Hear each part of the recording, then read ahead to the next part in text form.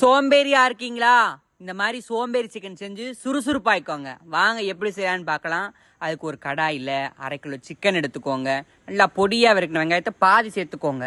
ஒரு அரை எலுமிச்சை சாறை சேர்த்துக்கோங்க. இந்த சிக்கன் மசாலா தாங்க முக்கியம். சிக்கன் வறுக்கிற பொடி போடுங்க. 50 கிராம் தயிர் ஊற்றுங்க.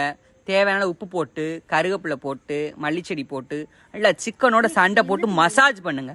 அப்புறம் இஞ்சி பூண்டை பேஸ்ட்டையும் போட்டு நல்லா 1 மணி நேரம் கலந்து தனியாக வைங்க. சட்டியை காய வச்சு எண்ணெய் தாராளமாக சேர்த்து இந்த மிச்சம் இருக்கிற வெங்காயத்தை போட்டு நல்லா வதக்குங்க. தக்காளி கருவேப்பிலை சேர்த்து நம்ம மசாஜ் பண்ணி வச்சிருக்கிற சிக்கன் அந்த சட்டியில் இறக்கி விட்டு 2 பெரட்டுங்க. அப்படி எண்ணெயிலே வெந்து வருவாங்க. அப்படியும் விடாதீங்க, நல்லா பெரட்டுங்க. அப்படி எண்ணெய் தனித்தனியாக மிதந்து சிக்கன் அப்படி சாஃப்டாக பூ மாதிரி வந்துடுவாங்க. அதை அப்படியே எடுத்து சூடான சாதத்தில் வச்சு சாப்பிட்டோம்னா நீங்கள் சோம்பேறி ஆகாமல் சுறுசுறுப்பாக இருந்துக்கிட்டே இருப்பீங்க. நீங்களும் இந்த மாதிரி சிக்கனை வீட்டில் செஞ்சு பாருங்கள். மறக்காமல் நம்ம சேனலை சப்ஸ்கிரைப்